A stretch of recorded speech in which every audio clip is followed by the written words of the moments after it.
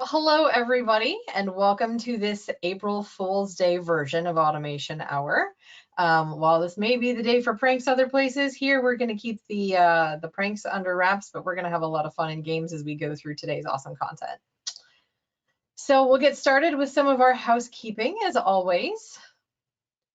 So Evan, if you want to jump to the next slide for us. We do have all of the lines muted. However, we do encourage you to interact with us and ask questions. So use the question widget here or post to the Automation Hour Trailblazer community, and we will make sure that we get all of those questions answered by the end of the session. We are recording, and we'll post this to our YouTube channel once that gets done processing post-session. And of course, we always invite you to come interact with us wherever you like. We are on the Trailblazer community. We've got the website with all of our upcoming and past sessions, our Twitter handle, our YouTube channel, and our brand new LinkedIn page as well. So of course, we cannot do this alone. If you want to jump to the next slide, we want to make sure that we say thank you to our presenters. We have a great lineup coming for the rest of the first half of the year. And starting next week, we'll be opening up calls for presentations for the second half. So keep an eye on your inbox for those. And if you are interested in presenting, please reach out to Rakesh or myself. All right, so next up, we need to say thank you also to our sponsors, without whom we could not bring this to you every other week free of charge. So thank you, ActiveCampaign, for being a sponsor, as well as to our next sponsor who has been with us from the very beginning, Concrete.io. 6 years and still going. So without them, we couldn't do this, and we want to say thanks. So again, 6 years ago, 3 brilliant minds in the Trailblazer community got this started. So Rakesh, Jen, and David Litton are responsible for the creation of Automation Hour. But as we know, things change over time. And so now I am thrilled to be co-hosting with Rakesh. And with that, I am even more thrilled to be able to introduce today's amazing presenter, the wonderful Evan Ponter. So Evan, I'm going to pass it over to you. Thanks so much. It's a pleasure being here with you all today on this April Fool's Day. My name is Evan. I'm an independent Salesforce consultant based out of Baltimore, Maryland. You can find me on Twitter at RealEvanPonter or shoot me an email, evan@pontersolutions.com. And today I want to talk all about flows. Flows are the hot new topic in Salesforce. Everybody's talking about how are we going to move all of our declarative automation over to flow. Salesforce announced recently and continues to remind us that eventually they want to retire workflow rules and process builder in favor of flow. So this session is all about how we would set up that record trigger automation using the flow tool. So the type of flows we're going to be building today are all record triggered flows. You won't find any screens or schedules or fancy things like platform events. We're going to be covering the type of automation where a record is created or a record is changed and you want things to happen. And to walk us through a few different examples of the tips and tricks that I've learned along the way, I'm going to walk through a couple different business requirements and show you how I would solve them using record triggered flows, as well as the frameworks and patterns that I use to help keep my sanity and not spiral out of control as we're building more and more things in record triggered flows. So a lot of this is about organization and maintenance and performance. So trying to keep things running as fast and efficiently as possible. The first scenario I want to get into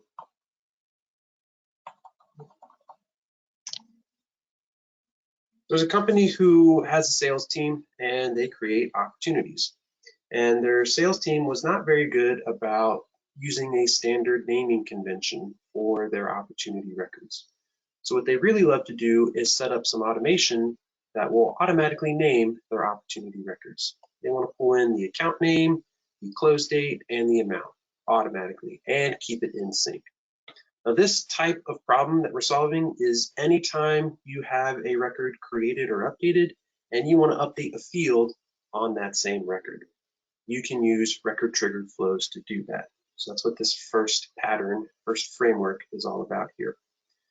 So anytime we want to update a field on the same record that caused the automation to run, we're going to use a record triggered flow set up to run before save. So here is our flow that we've set up. I'm going to walk through each element in detail here for the first one at least, and we'll speed up as we go along.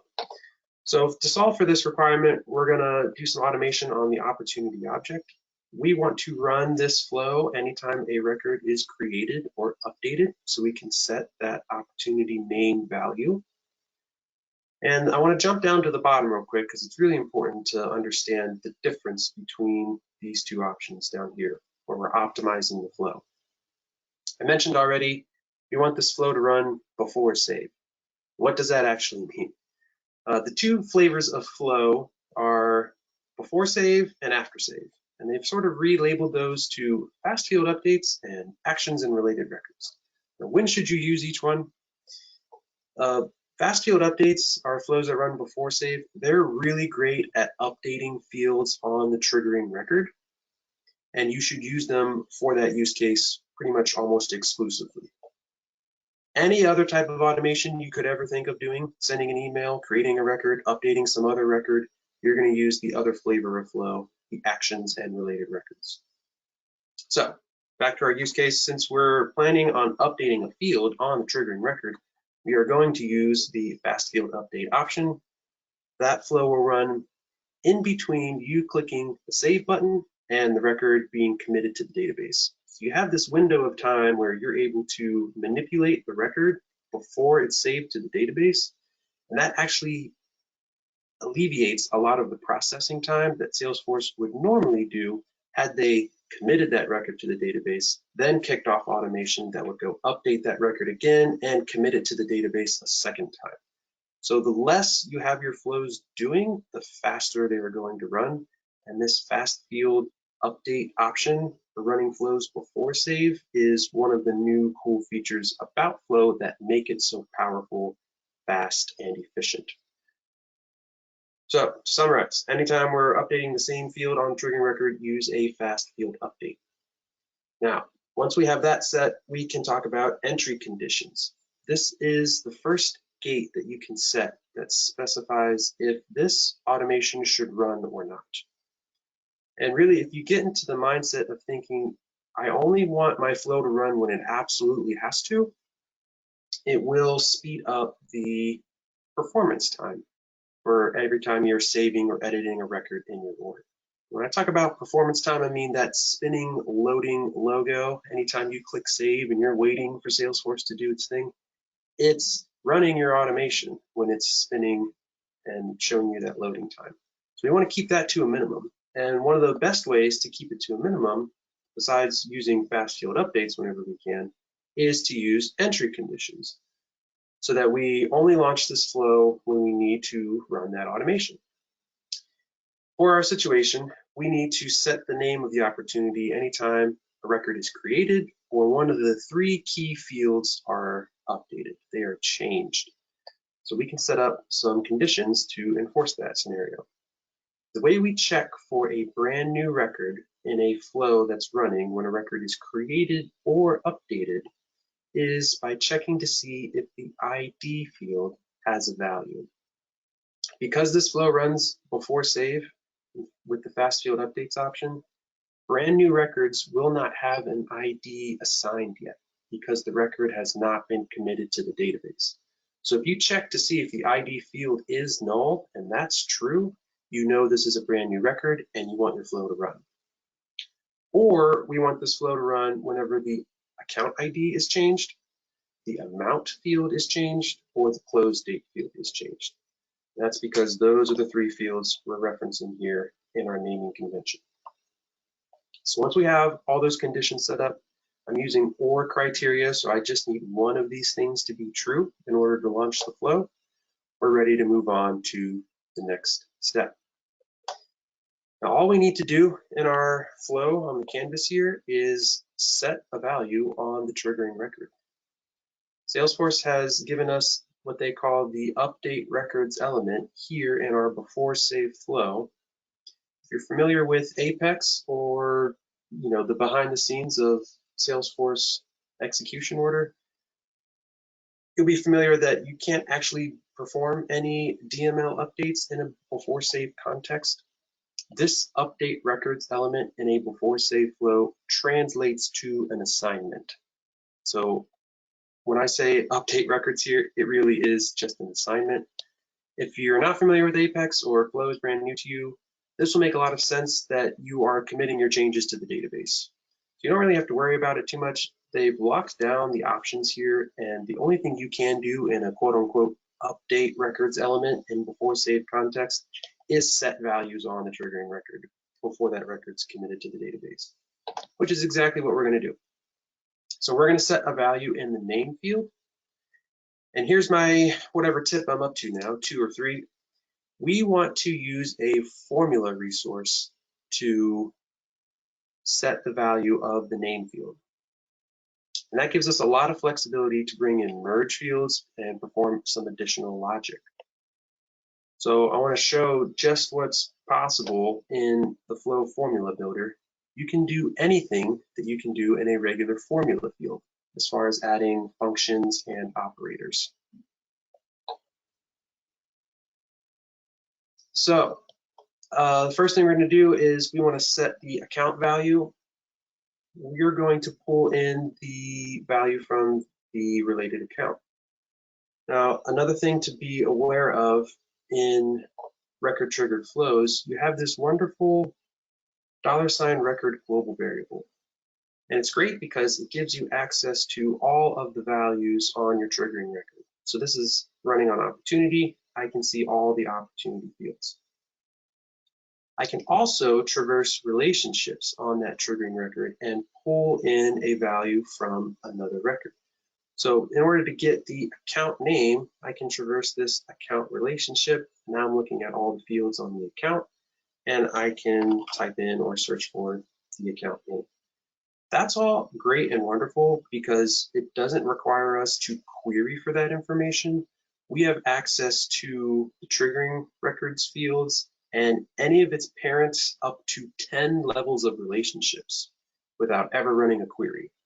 So anytime you can access a field just by navigating through the $record global variable and traversing relationships, that is going to make your flow very efficient because you don't have to run any additional queries.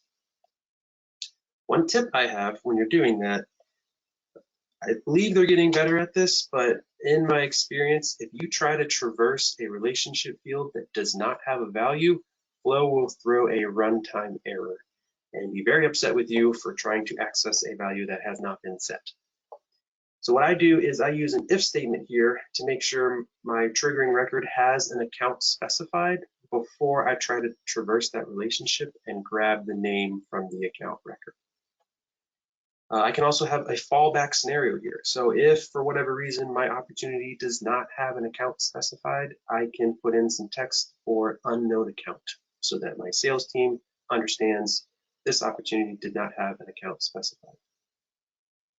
For the rest of my naming convention, I'm putting in some merge fields, some static text.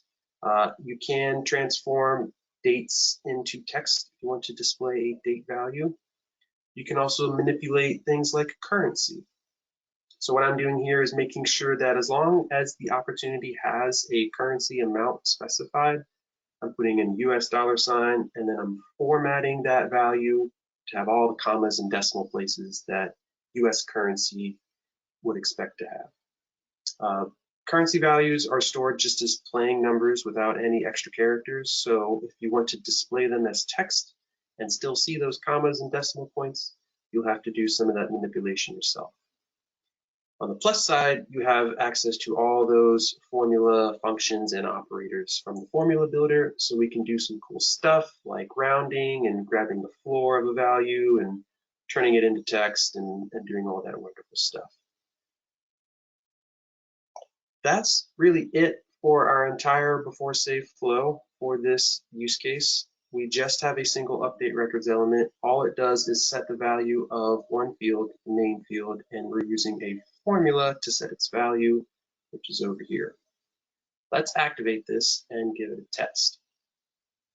So I'm going to jump over to my org. I'm going to use this Dickinson account, and I'm going to create a brand new opportunity.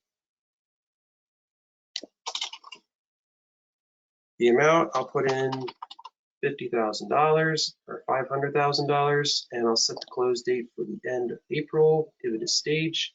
And if you watch my opportunity name field, as soon as I click save, even in the success toast message, my automation has already run, that RecordTrigger flow has carried out its actions, and it goes ahead and sets the naming convention that we wanted. So here's that brand new opportunity record with the date and the amount. And anytime I update one of these values, let's say this is now $1 million, as soon as I click save, that value is reflected in the name. If I change the close date, same thing. Let's push this one out to May 31st, update it immediately. So it's a really handy way with before save flows to update fields on the triggering record. Now, in the next scenario, we're going to do something similar, but we're going to add some fancier stuff to it. So, sales team managers want to help out the operations team. They know that their sales reps are creating opportunities for existing customers who might already have some open opportunities. And it would really help out the operations team if they were able to consolidate some of those shipments. So it's fine to have multiple opportunities, but we really need to let the sales team know, hey, can you check to see if the additional stuff you're selling can be shipped at the same time as one of the existing open opportunities on this account. So what we're going to need to do here is whenever an opportunity is created, we need to go check for the open opportunities on that same account. Now, this is a very specific scenario where we don't have access to that information by traversing the $record global variable. So we are going to have to use a query here. The other thing we're doing in this example is we're going to conditionally update a field. We don't want it to update every time like what we were doing with the naming convention. We only want to update this next step field sometimes. So I'm going to show you how we would solve for all of those things in the same RecordTrigger flow. I'm using that same opportunity before save RecordTrigger flow. We're going to solve for both use cases here. There's a lot of debate on how to organize your flows. The main purpose of this presentation is to show you an option if you want to accomplish multiple things in a single flow. This is the most efficient way to do that. If for some reason you want to organize your flows differently, I'm not here to discourage that. There are lots of good reasons to separate out your logic into separate flows. So if that makes sense for what you're doing in your organization, please continue to do that. So in my start configuration, I'm still automating the opportunity object. I still want to run this automation when a record's created or updated. For my entry conditions, I'm already running this flow when an opportunity is created by using this ID is null criteria, which is when I want to do this check for existing open opportunities on the same account. So I don't actually need to change anything in my start element. I'm going to go ahead and add some additional elements to my canvas here.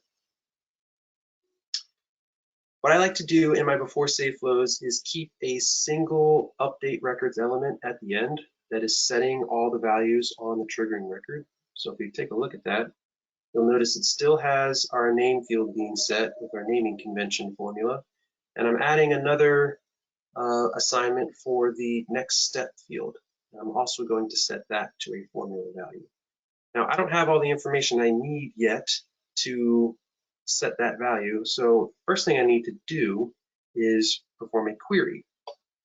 And to make sure we're only running this query when we absolutely need to, I'm using a decision here to protect that query from running in scenarios where it doesn't need to happen.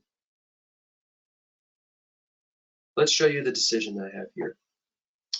I'm going to decide, do I need to go get that open opportunity on the account?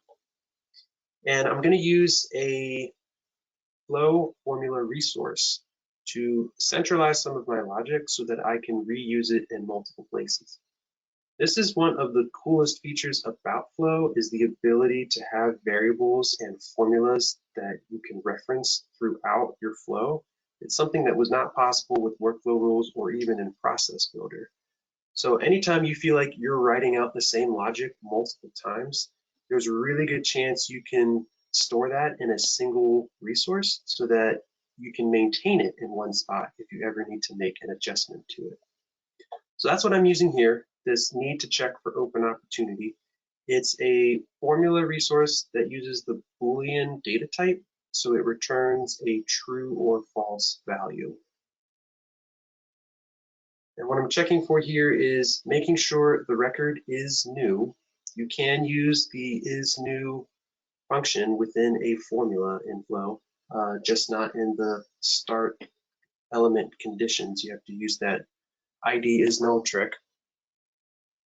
So I want to make sure this opportunity is new, and I want to make sure it has an account specified before I go try to find an open opportunity on that account. If both of those things are true, I route down the left side of my path here to my query, which is a get records element.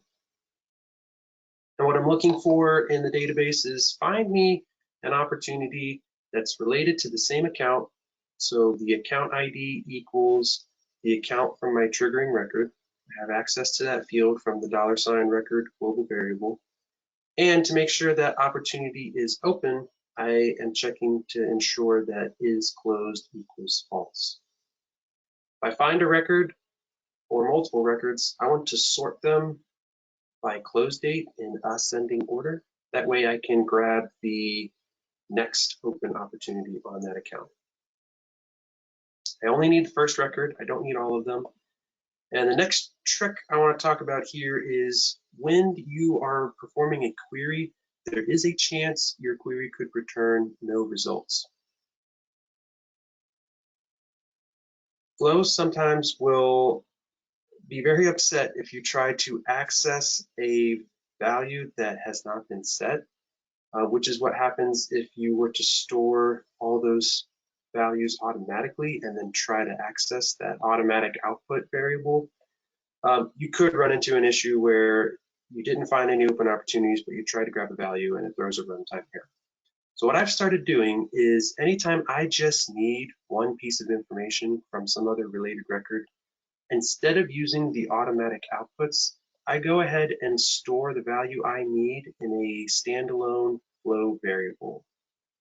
The beautiful thing about flow variables is you can always access their value. You'll never get an error trying to access a flow variable. So if I put the value I need in that variable, I can always safely reference it later in the flow. So that's what I've done here. I'm choosing which fields I want and I'm storing them in separate variables. I just need the ID from that open opportunity related to the same account. So I store that in a variable called open opportunity ID. Once that's done, I'm routing to my update records element where I'm setting the value of the next step field. And again, I'm going to use a formula to set that value. It's going to do a couple things for me. First thing, and this is very important, I use this all the time. In fact, I've tried to program a shortcut in my keyboard so that I can get if statement syntax ready to go so that I can just fill in the 3 different parameters. But what I'm doing here is I'm using an if statement so that I can conditionally set the value of this field. This is really important. The first parameter of the if statement is, do I want to automate this field's value? Yes or no? So you're going to use Boolean logic here to say if you want to automate it or not. And you'll notice I'm making reference to the Boolean formula resource from earlier. This is where that consolidation comes into play. I only need to automate this field if I needed to go query for an open opportunity and I found one. So if that open opportunity ID variable is not blank, then I want to put some static text in the next step field. and I want to put a link to that open opportunity record. If this criteria is not true, I want to set the next step field to the value that it already has. I'll pause just to let that sink in for a second. Why do we need to do that? Because this update records element is going to run every time the entry conditions are met. We only want to set that next step field value sometimes. The way we can not automate the value of the field is by setting it to the value it already has, which results in no change being made. So this else statement where I'm setting it to the $ record next step just allows me to say, don't automate the value of that field, leave it alone.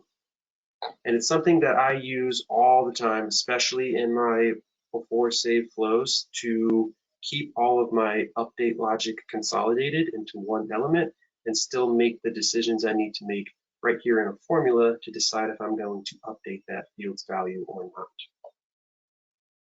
The last thing I'll touch on here is how am I putting a link to the open opportunity record. I take advantage of one of these global variables called the API, and it just has a bunch of enterprise server URLs. And if you scroll down, you'll find some partner server URLs, and they have a funny number at the end. What I've realized recently is this just gives you a URL for the organization that you're in, and you can take advantage of that so that you don't hard code a base URL in a sandbox and try to promote it to production, and now you have to go change your URLs. So I'm never going to remember this wise order and all these numbers and letters and all this stuff. So what I do is I search for the .com in that URL value from the API, and I pull everything up until that point, including the slash after the .com, and then I put the record ID that I want to navigate to. And what you'll end up with is a dynamic URL that makes reference to whatever record you've specified, and you can leave this flow alone and deploy it into any organization, and it will always resolve to the correct record. It's pretty cool stuff. The only difference between all these API values is which release that they were introduced in. Spring 22 is API version 54.0, so you'll find enterprise server URL 540 is the biggest one here. You should be able to use that going forward. Every time there's a new release, there's a new enterprise server URL that comes out. In my experience, they've all been exactly the same. Not to say that's not always going to be true, but it's a handy trick just to grab that base URL. So here's my next step logic for automating that field. Let's activate this version and make sure both of our requirements are still being accounted for. I'm going to come back over to my Dickinson account, and I'm going to create yet another opportunity. Now we know we have a couple open opportunities here, so we should see our next step field get set, as well as our naming convention take effect. So let's say I've set one up for June 3rd. It's in the qualification stage, and it's for $50,000. Watch my opportunity name and watch the next step fields here. So I click save. I go over to that new opportunity. My naming convention is still working, same as before, and my next step field has been populated. Super quick with that static text we wanted to put in for our sales team, plus a link to the open opportunity record they should consolidate these products into. That URL, base URL, is dynamically generated, pulling in whatever organization I'm in.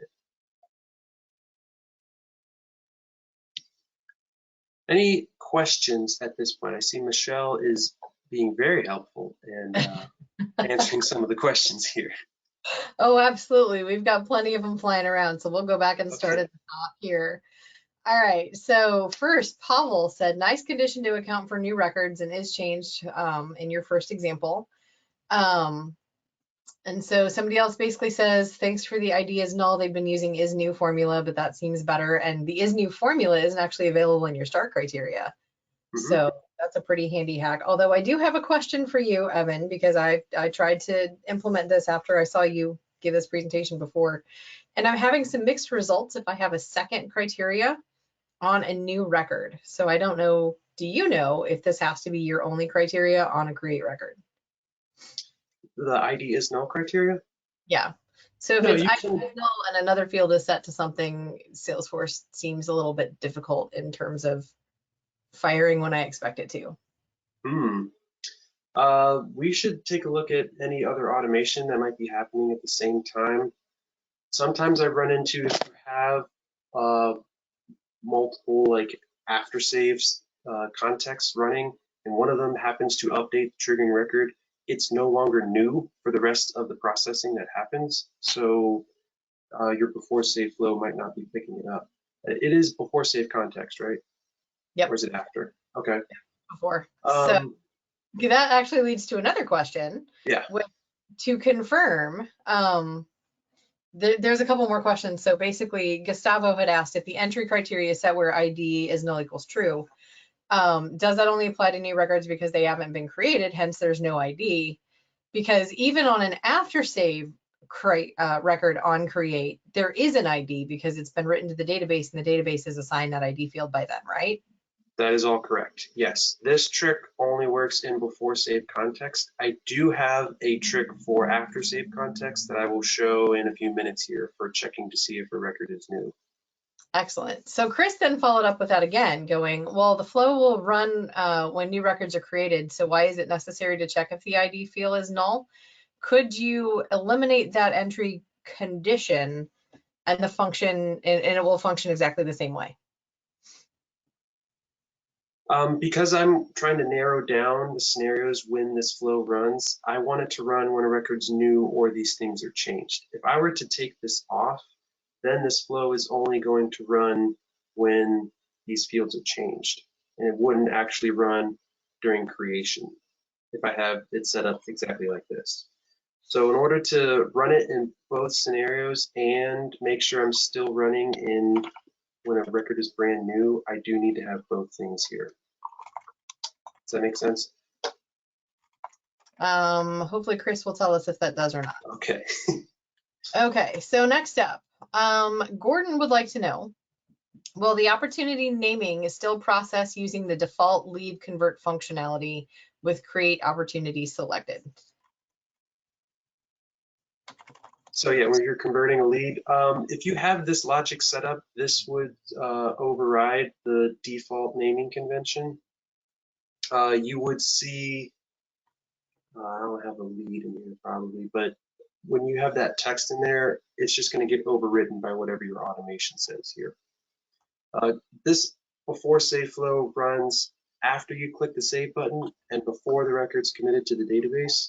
And you can think of it as if the values that the flow automation is setting were put there by the user after the fact. So it is going to override that default lead conversion naming convention for opportunities. Perfect. Okay, so Anandi, I'm probably not pronouncing that correctly. Anandi had a couple of questions that we're going to hold, asking about Flow Orchestrator. So I haven't forgotten about you, but we're going to table those for a minute.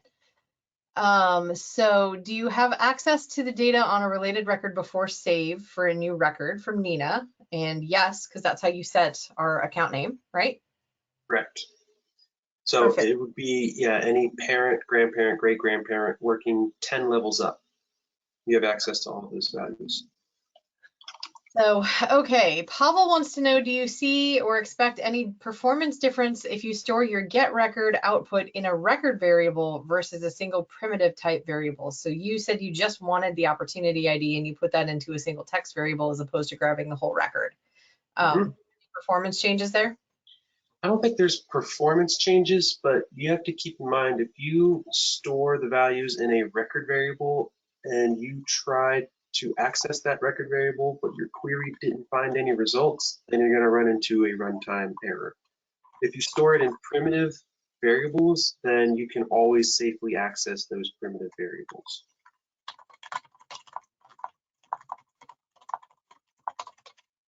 Got it. Okay. Next up, I'm having to scroll here. There's so many great questions coming in. So let's see. Gustavo had lamented that there is no formula builder in a flow, which I wholeheartedly commiserate and actually tossed formulon.io out for everyone as a resource. And there is also all of the Salesforce formulas and functions help that Evan told me basically is his lifeline. Yes.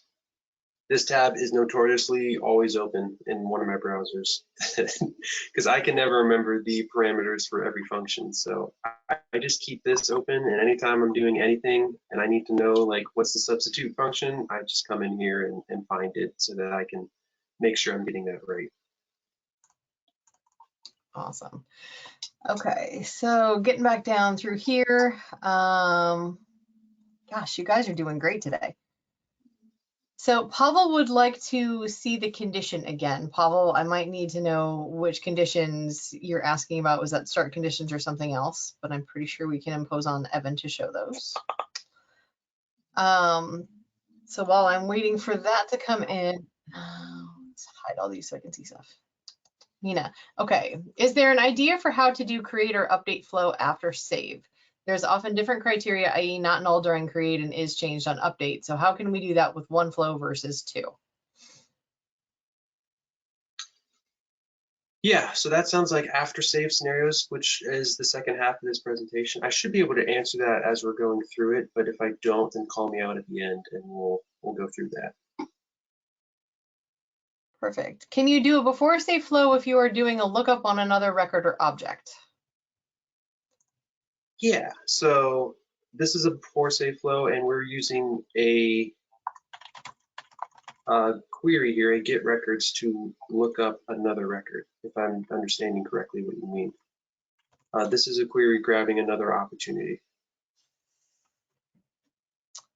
Perfect. Okay, so Cal has asked a question. In Process Builder, we were taught to only have one per object and have all processes in one process builder where each condition is checked. For efficiency, is there a compatible best practice in flows so that multiple activities do not bump heads on which go first? Oh, Cal, do you Yes. know the can of worms that you were about to open with that question? Yeah, it's a hot topic, very hot topic. So what I will recommend here is if you're a solo admin or there's only one person updating your flows and you have very simplistic requirements, you can consolidate all of your actions into one before save flow, one after save flow, and one before delete flow. You only need to set up each one of those three if you need it, and you should be able to accomplish anything you would normally need to do. Now, as things get more complicated, or you add more staff, or you have some performance issue with large data volumes, you might come across a need to split out some of your logic into separate standalone flows. And what I would recommend there is any flows that are running in the same context, either before save, after save, or before delete, make sure that the entry conditions are mutually exclusive amongst those that are running in the same context. What that'll do is you're getting advantage or the benefit of all the advantages of running the different flows, and you're not going to double up on any processing of the same records, as long as you keep things mutually exclusive.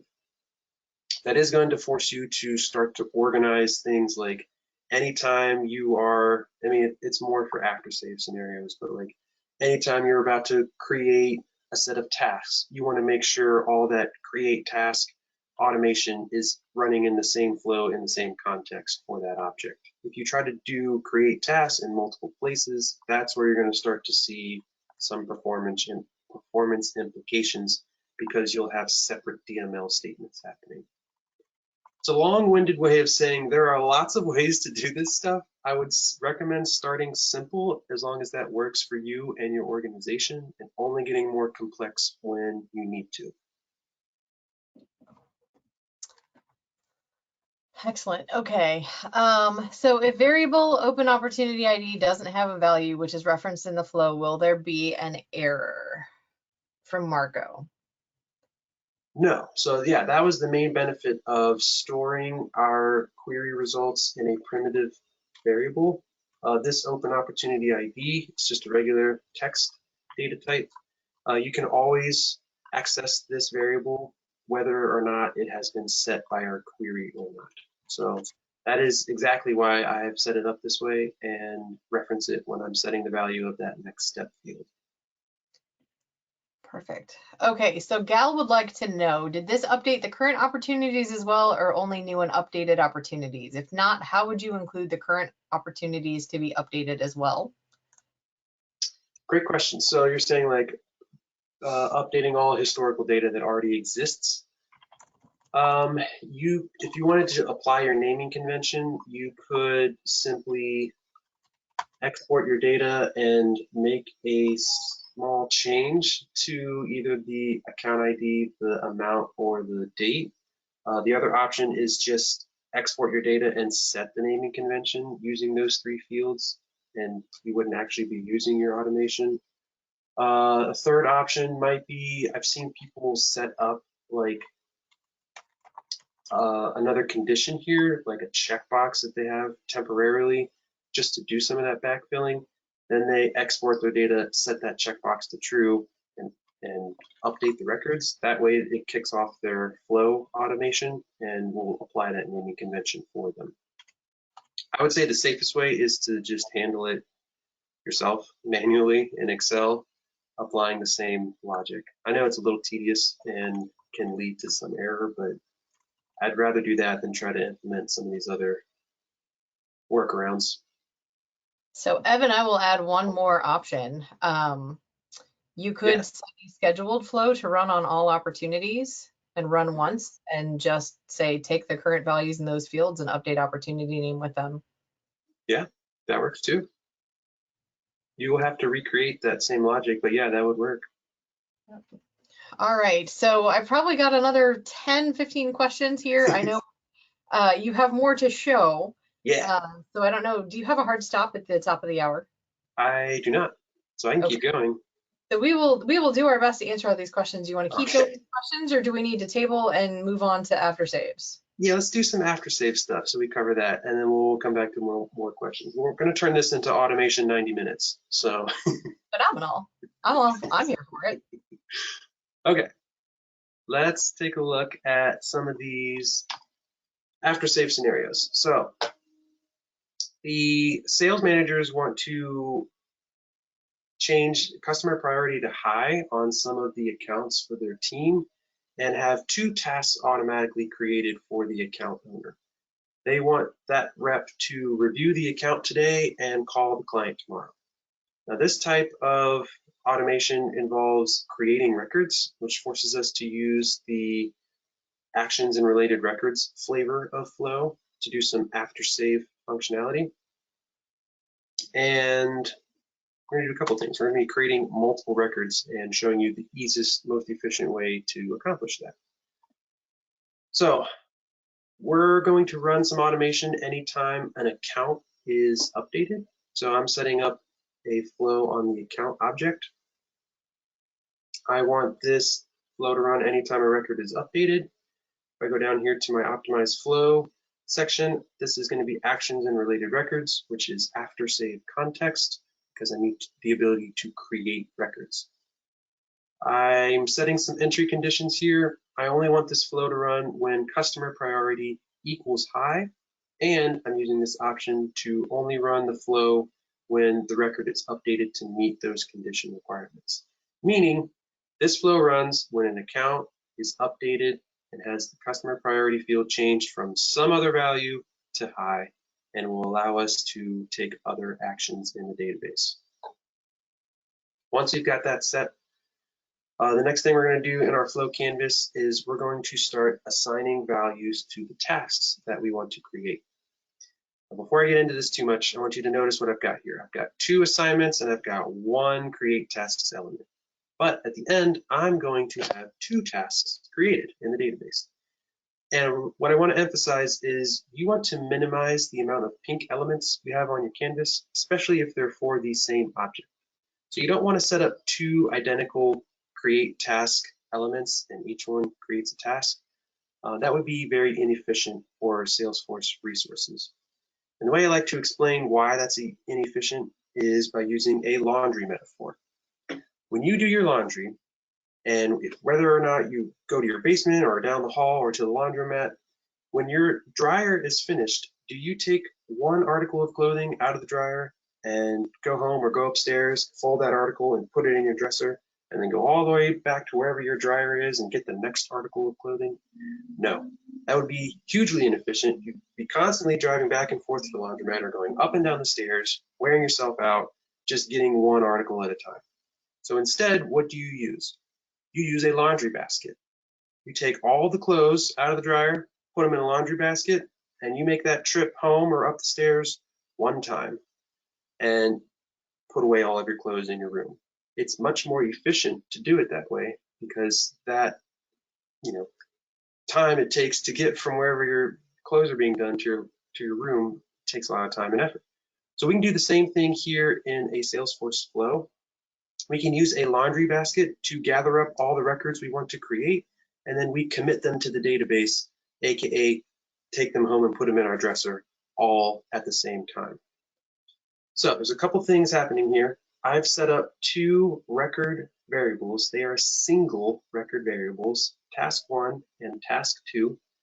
Those are resources here. If you create a variable, one of your options is record, and you can choose what kind of record do you want to create in flow memory for just a second while we're getting stuff set up. So I've set up two of those, task 1 and task 2. And then the way I can assign values to those task records is using an assignment element. So under task 1, I can assign the due date, who it's assigned to, the priority, the subject, and what it's related to. On the right side, I have access to all the flow resources. So if I need to pull in a merge field from the $record global variable, that's available. If I want to use some of the flow global resources, like what is the current date, that's fine too. The other thing I'm doing here is I'm assigning values for task 1 and I'm assigning values for task 2, all in the same assignment element. Anytime you can take advantage of minimizing the elements on your canvas, I would encourage you to do so. They do spend a little bit of time processing every time you add another one, which becomes a factor if you're doing some large data updates or creations, bulk API, stuff like that. So I'm assigning all the values I need to assign to both tasks 1 and 2. The first one is to review the account today. The second one is to call the client tomorrow. I have a formula field here to get tomorrow's date. This task 2 activity date value. That's a formula, looks like this. Today plus 1 gives me tomorrow's date. Now, once I have all the values set on those two task record variables in memory here, I'm going to add them to my laundry basket. Now, laundry baskets in Flow are called collections. And the way you set up a collection is very similar to how you set up a single record variable. You create a variable, you choose the record data type, and you check this box for allow multiple values, and that will turn your variable into a collection. And all that means is it is able to store multiple records of whatever type you've selected here. It's a laundry basket. Once you have that laundry basket set up, this one's called task to create, you can use the add operator to add your record to that collection. It's just putting it in the laundry basket.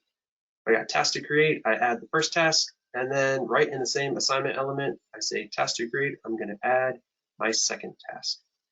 Once I have both my tasks in the collection, in the laundry basket, then I commit them to the database, aka I take them home and store them in my dresser.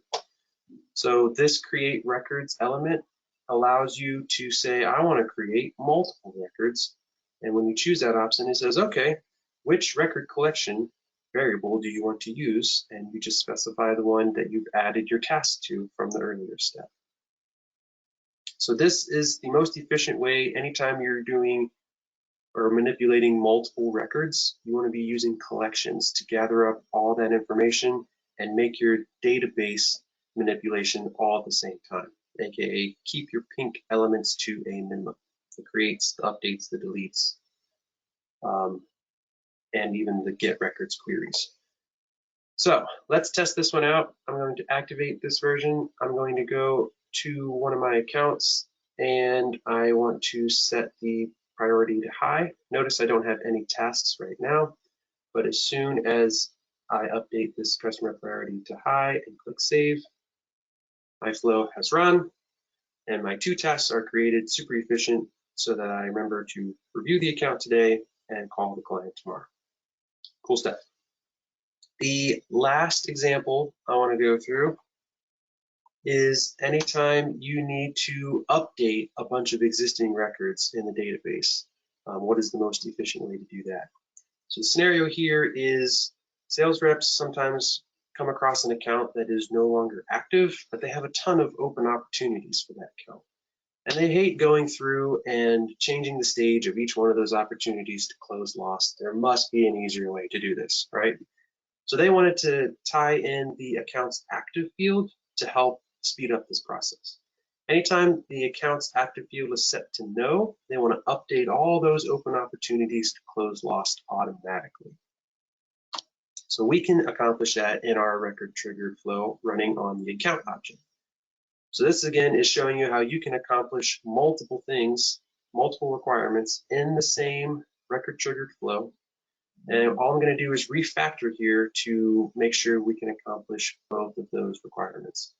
So in my start element, I'm still running this on account when an account is updated.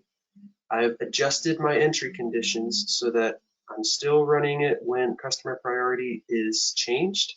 And I'm going to run this when active is changed. And this sort of relates to the question asked earlier about how do we make sure that our AfterSafe flows can always launch at the right time. I actually start to simplify my entry conditions as things get more complex.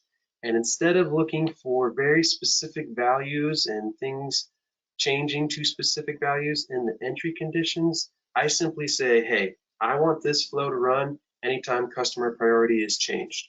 I will figure out what value it changed to later in my flow and make decisions around that. But if that value changes, go ahead and launch this flow. If that active field changes, go ahead and launch this flow. And we will handle the details knowing that I probably need to do some kind of automation here. This is especially true if you have really long list of fields to watch changes for, and there's a lot of overlapping scenarios, especially things like status and close date and stuff like that. It starts to help to just like simplify your entry conditions a bit, still keeping them tuned to when your flow needs to run, but maybe not so hard-coded that you pull your hair out trying to manage this stuff. So I'm watching for changes on these 2 fields. Everything else is the same. It's actions and related records. You only have this option for when the flow runs, and it's only when accounts are updated. So once that's set, then I start using decisions to route down different paths depending on which business requirements I need to solve for. And this ends up looking a lot like what your massive process builder would look like, where you have a criteria decision, and then you carry out some actions, and then you route to the next diamond decision, and then you decide if you're carrying out some actions or not. This is going to be exactly the same. So I'm always checking all of my decisions, and then I have paths set up for the actions I need to carry out. It's just laid out a little bit differently in auto layout mode here. This first decision is just saying, all right, I've launched the flow because customer priority changed. Did it change to high? And I'm making sure that it came from some other value and was changed to high. If that's true, then I want to go down this left branch, which is the exact same 3 elements from before, where I'm defining the tasks, adding them to the collection, and creating them in the database. Regardless if we go down that path or we skip it because customer priority was not changed, I want to go check this second decision. Do opportunities need to be closed? And I'm going to say, hey, did that active field on the triggering account get set to no? I'm using this option here. So it only runs when both the entry conditions say, hey, the active field has changed, and that active field went from some other value and it now equals no.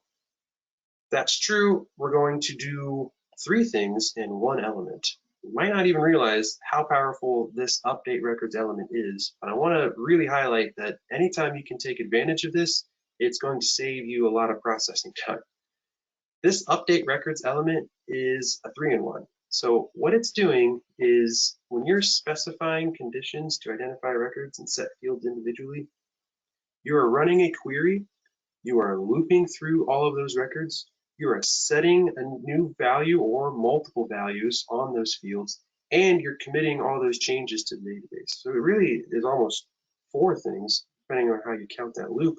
But there's a lot happening in this element. And it's super efficient because Salesforce behind the scenes is taking care of the most efficient way they're going to process that. And you don't have to deal with setting up your own loops and loop structure and decisions to decide what you're going to do with all this information. All we need to do here is say, I want to go update a bunch of opportunity records that meet this criteria. So this is the query part of the element. The opportunities are related to the same account from our triggering record. So account ID equals the record, $record ID. And is closed is false, which we learned from earlier means that's an open opportunity. If that criteria is met, we want to set the value of a field on all of those opportunity records. It could be 1 record, it could be 100 records. It's going to set the stage to close lost on all of those opportunity records. Then it's going to commit all those changes to the database because this is an update records element after all. So a lot happening in that one pink element. Take advantage of that anytime you can. If you need to do any more complex processing, a lot of times that comes up if you need to conditionally set the value of the records fields that you've retrieved on an individual basis. That is going to call for a loop on your flow canvas here. You can go ahead and do that. Just make sure you follow this best practice from earlier and use collections and keep your DML statements, aka your pink elements, outside of your loop. You want to only commit your changes to the database 1 time. Let's activate this version. This should accomplish both of our business requirements. If I go back over to an account that has some open opportunities like this one, and I set active to no, it will take care of marking all those opportunities as closed lost. Pretty cool stuff. In conclusion, let's take a summary of everything we've talked about today for the different frameworks for working with RecordTrigger flows. First up is before save flows, we want to make sure we use entry conditions to only run those flows when they absolutely need to run. That trick I talked about for ID is null indicates that it's a new record.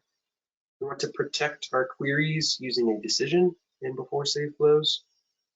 And you only need to run a query if you can't grab a value from the $record global variable. If you only need a certain piece of information when you're running a query, you can store that information in primitive variables, and you will always be able to access those without flow runtime errors. I tend to use a single update records element at the end of my before save flows, just to keep all my assignments in one spot. Makes it really easy for debugging. I want to see what are all the fields my before save flow is updating. They're all right here. And then I bounce out to the formulas to check what the logic is for each one if I need to investigate further. Those formula resources let you conditionally set values, and you can reuse your logic in multiple places. So if you ever need to make an update, you only have to update it in one spot, and it will be true everywhere that it's referenced. Flows optimized for actions and related records. These are AfterSafe scenarios. I did mention there is an entry condition trick you can use to check if a record is new in AfterSafe context. It's a little bit different from before. We're going to check to see if created date is changed. I found that is the most reliable way to make sure that a record is brand new in AfterSafe context. So that's what I've been using for AfterSafe flow entry conditions. I protect all my actions using a decision. This is similar to process builder layout, where you have your decisions deciding if you're going to take those actions on that row or not. It's just laid out a little differently. We want to consolidate our database operations. Again, this is using a laundry basket. aka our record collection variables, to gather everything up and then commit them all to the database in one operation with whatever pink DML element that you happen to be using. Lastly, if you can take advantage of querying, updating, and committing changes to the database all in a single element, that update records element using the query options is a really fast and efficient way to handle that scenario. So you don't have to go through the steps of creating a loop and all of that processing that comes with it. Thank you so much. I know we're at the top of the hour for Automation Hour. If you are willing to stay and you still have questions, and I think there are a bunch, we can stay for a couple minutes and discuss any outstanding questions you have. Oh, there's a few. Okay.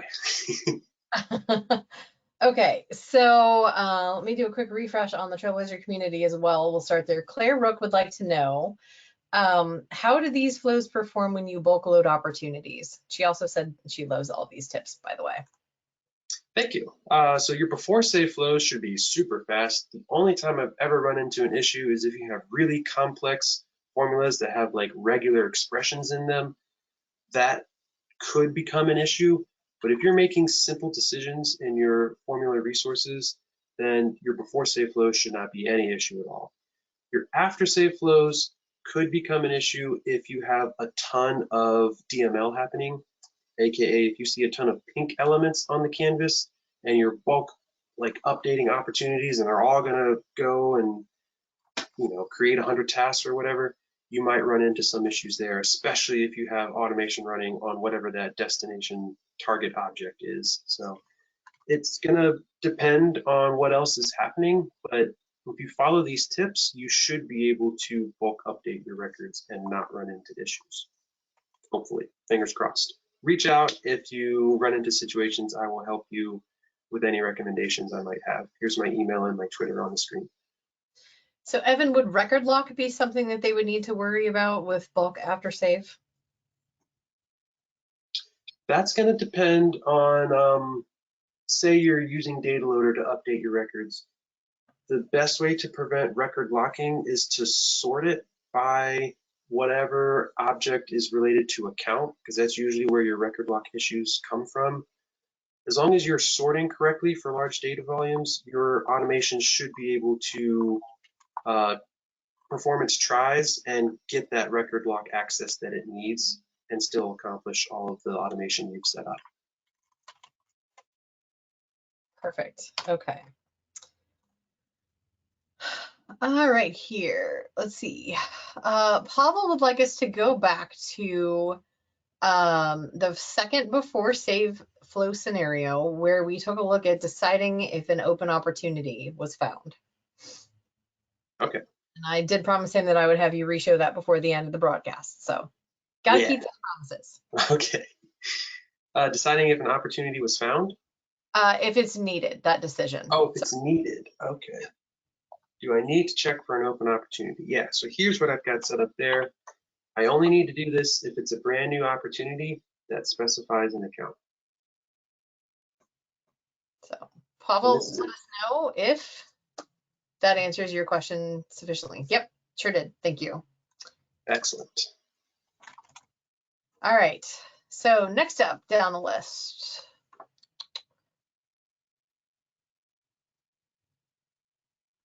Kathy would like to know, is it possible to build a formula resource that can be referenced in any flow like an SQL function? That would be wonderful. If if that ever comes out, sign me up. I'm ready to demo that. Not at this time, not a flow formula resource. You might be able to get away with custom settings or custom metadata types if you just need to access a static value and use that in logic, but I don't think there's a way at this time to set up a formula that can just be referenced in any flow. The other option to consider, you might be able to set up a subflow, which we didn't really talk about today. But if your context, if you're doing something that's record triggered and it's running after save, you are able to reference and add in a subflow as an element here. So you might be able to set up a subflow that has the formula resource that you need to use in multiple places and have that subflow carry out that logic and return back to your record triggered flow with whatever information you need or update or whatever is happening. So a couple of different ways to do that one. Yep, and I had actually thought about that. As long as you're using a pretty static flow element like a $sign record and always on the same field, so $sign record name, for example, probably do that in a custom metadata or a couple custom labels. So that's pretty cool. I'd love to see somebody do that and come on here and present it. Hint, hint. So, all right, Pavel had some more questions. First, I would have created 2 assigned elements, 1 for each task for better clarity. 1 element more shouldn't be that big of a performance impact. That's fair. I see what you're saying. So the way I view that is, how many times are you going to investigate how this flow works versus how many times is that flow going to launch in a live environment? So the performance implication is minimal in this scenario. You're absolutely right. So it probably doesn't matter at all. As things get more complex, especially if you're doing bulk updates on stuff, these assignment elements are bulkified across your entire transaction. So if you have 200 records being updated, it goes to evaluate the assignment element for all 200 records, defers all 200, then comes back and bulk updates all the records at the same time. And if it has to do that little dance twice, or just an extra step, depending on what else is happening in your org, you might run into performance issues. So I try to keep my canvas as clean as I can, and I understand that I have to click into every flow element to understand what's happening anyways. For something this simple, if this is really the extent, yeah, you can go ahead and have your 3rd assignment element here. It all depends on how complex and how much your org is going to grow over time. Excellent. So Pavel then wanted to know, what is the limit of open opportunities until the flow breaks? So how many could you update with that? Close all of your open opportunities. And I think from everything that we've seen, the DML limit for how many records you can impact is 10,000. Yeah, that sounds accurate for a single action. We'll go with that, 10,000. So yeah, Pavel chime back in. This will add to 2,000 flow element limit in bulk operations that can matter. Yeah, you can only hit 2,000 elements in a flow as well as a limit. Loops on the canvas definitely make that more likely. Yeah. So. And that's 2,000 elements per interview. So there's an interview for each record, meaning like this one could only be 1, 2, 3, 4, 5, 6. So you'll never run into a 2,000 element issue with a flow setup like this. Awesome. Okay.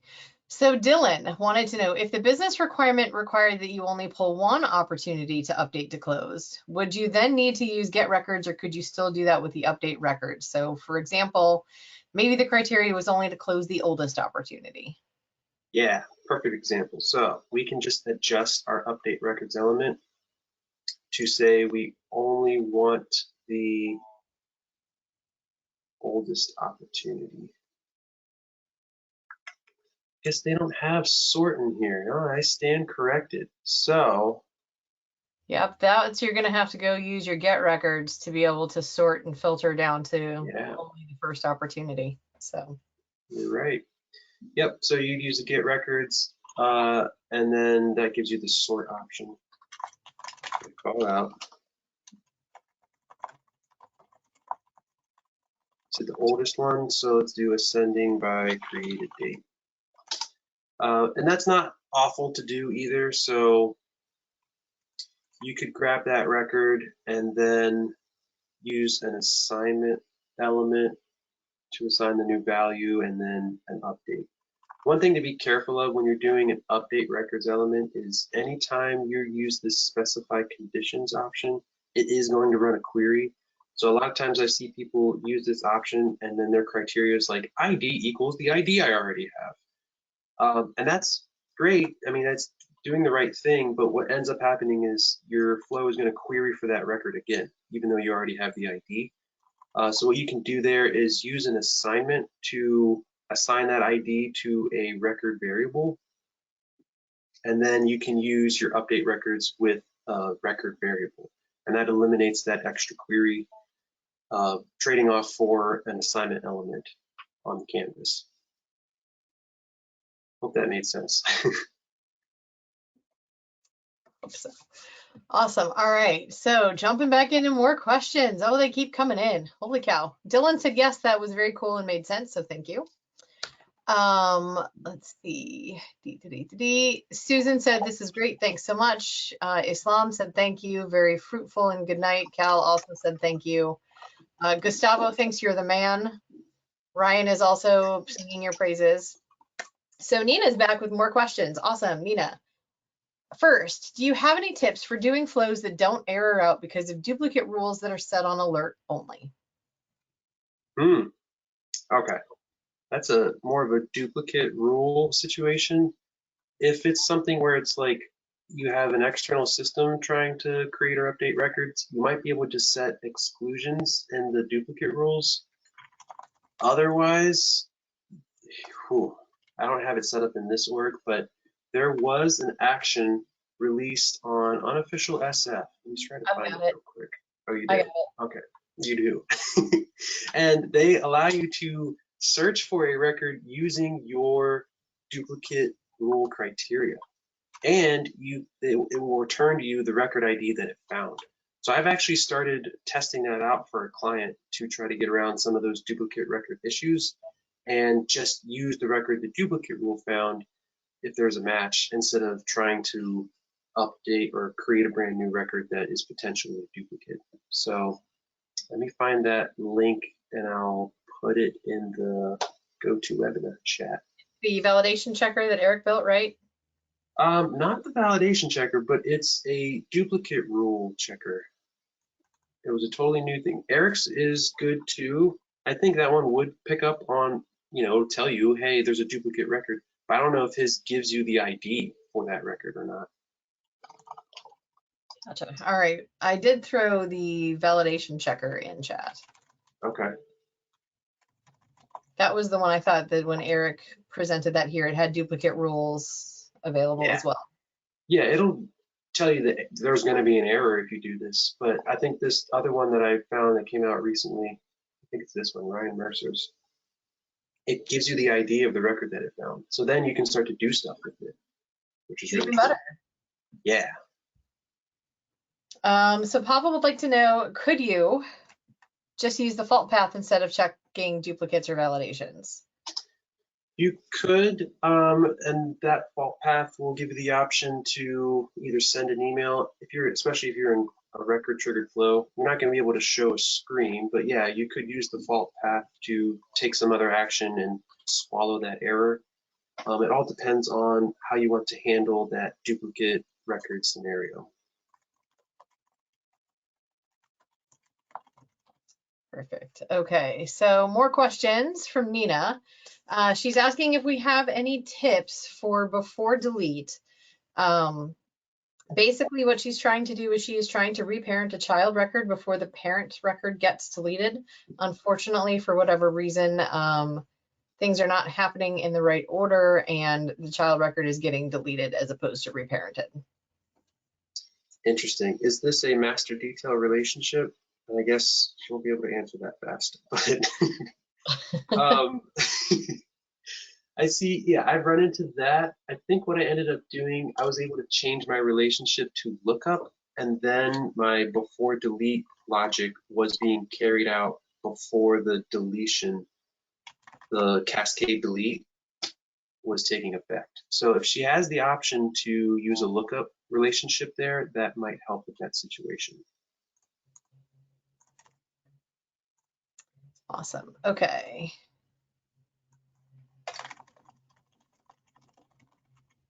All right. So David would like to know, where can you see the DML statements for before safe flows? Checked debug logs and showed 0 SOCL 0 DML for each interview.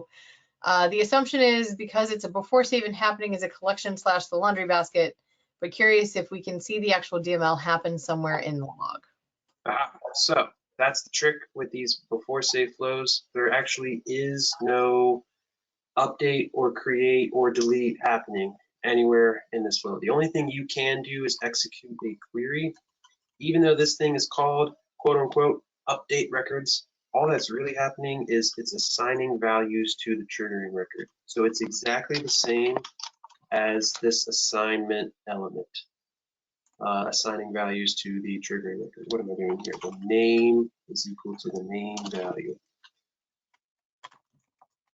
I can delete this, and this assign values assignment will accomplish the exact same thing because we're in before save context. What was the other thing I'm doing here? The next step.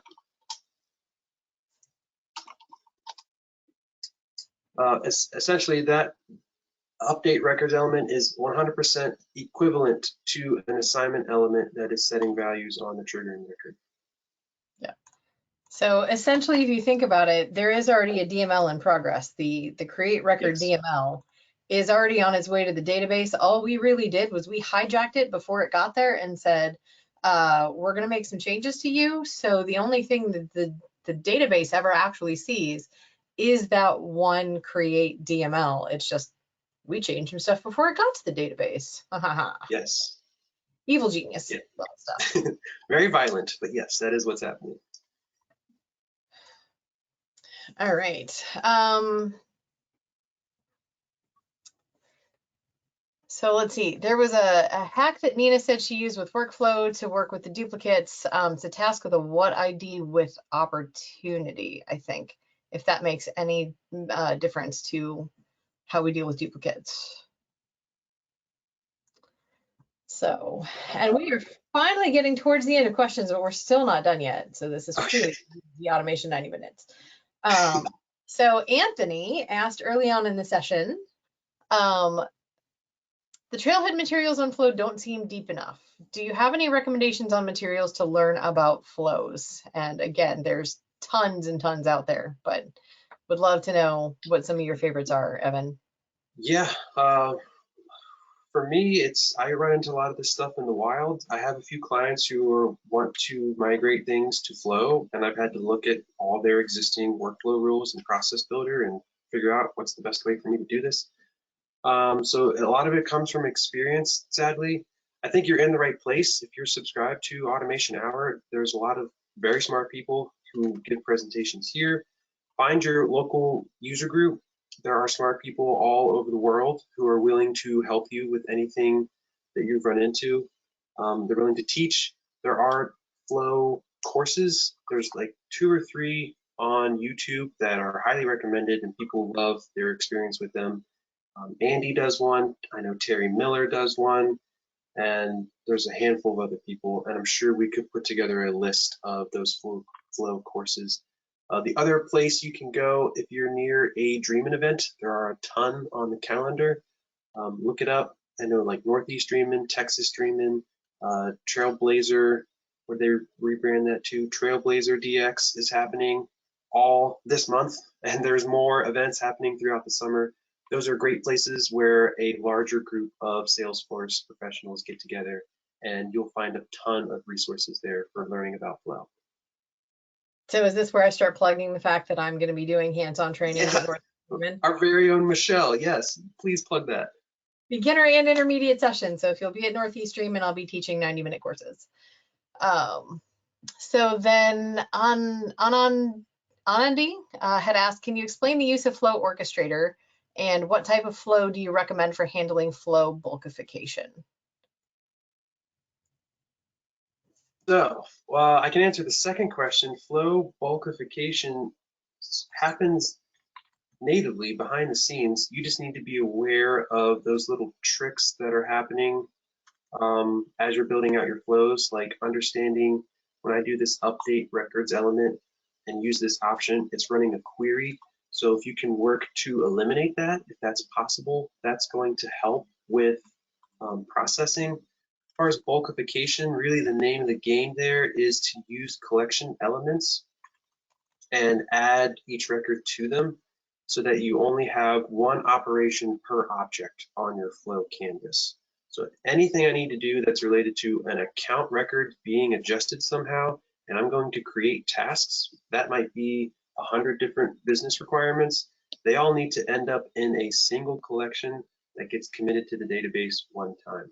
And that's going to help tremendously with bulkification and ensuring you're not performing more DML statements that need to happen.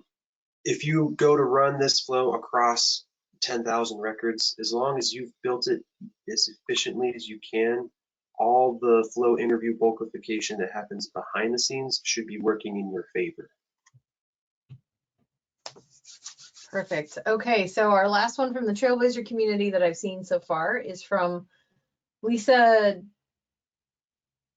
I'm going to butcher this last name, Sturridge, perhaps. She said they would like to update a custom license management object whenever a user record is created or modified. Is that something a record triggered flow could be used for? And so I think this is a bit of a trick question because she said the magic word user, which brings mixed DML issues. Is that all the time or only if you try to update a contact? I think that's if you try and update any data object after you've tried to touch a setup object. So I would assume the custom license management object would be considered data, but that's an assumption. Yeah, so what you might be able to get away with there is in your start element, you can include a run asynchronously path. If you're running into that mixed DML issue, what that's going to do is you can set up some actions to happen after your initial transaction is completed. So you've created or updated a user record that gets committed to the database, and then like moments later, this asynchronous path kicks off. So that'll look like this, where you'll see this run immediately, and then your new run asynchronously path. And any elements you put here, like finding and updating that, what was it, user permission, whatever that is, you should be able to execute those actions in this asynchronous path. They will happen in their own separate transaction, and you should be able to make those adjustments. So the other fun thing that I built with that recently is actually I had a case record that was created that needed to then fire a flow that was going to update the user object. And when I was done updating that user object, I obviously wanted to go back and auto close the case. So I actually used a platform event at the end of the update user to fire with the information I needed to pass back, and then used a platform event triggered flow to pick up that information and go get the case and close it. So yeah, and full that time was about a minute. Oh yeah. Oh, okay. So that configuration is great because you can fire a platform event at a certain point in your flow canvas, whereas this asynchronous thing happens after the start entry conditions are met. So I like that model if you needed to like carry out some stuff and then at the end maybe launch that or create that platform event. That's a great model for doing that. Okay, so Marco asked, in the asynchronous path, do the records still need to meet the entry criteria? So after whatever specified wait period, which we don't get to actually set, it's just asynchronous. Asynchronous would be first available processing. Because you can also do a scheduled path out of here and set that process time to be, I've used 0 minutes after creation to break that. So case is created, so I needed to break that transaction and wait exactly 0 minutes after to start working with the user object. I think Salesforce engineering has hinted that using a 0 minutes after pause or scheduled path is a little bit less efficient than just running asynchronously. They would prefer that you set it up on the asynchronous path. If you need to do something at a specific time, like that's really the use case for a scheduled path, like 2 days from now. If you're really just trying to break the transaction, I believe they recommend using the asynchronous path whenever possible. To answer the question, that record only needs to meet the entry conditions, and then it's going to kick off that asynchronous path. The record could change in the meantime, and those actions are still going to be executed unless you query and check that record again in your asynchronous path. What are you going to say, Michelle? Yeah, I was gonna say, I think that means that it should still respect your entry criteria and then go ahead and when you commit that change to the database, if it meets the criteria, it's going to launch that asynchronous path, which is going to be executed moments later. If for some reason your record changes in between when it was committed to the database and when the asynchronous actions actually are executed, it's not going to check the record again unless you specifically do so. which makes perfect sense. Yeah. I found that the asynchronous is like, it's moments later. Like, it's really hard to get in the middle there unless you have a ton of things happening in your Salesforce or clogging up the resources. Yep, nope, that's actually really good. And I'm going to go back and refactor some of that 0 minutes to run asynchronously and see what happens. Okay. So, I love it when I learn stuff on this webinar. It's great. Okay, my goodness. I think we really have set the record for the longest automation hour at 1 hour and 27 minutes, but we have gotten through all of the questions. So Evan, thank you so much for hanging out, answering questions. Thank you to all of our attendees for being so engaged.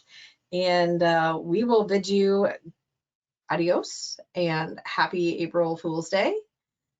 And we'll see you on the next automation hour. Thanks so much. All right, bye all.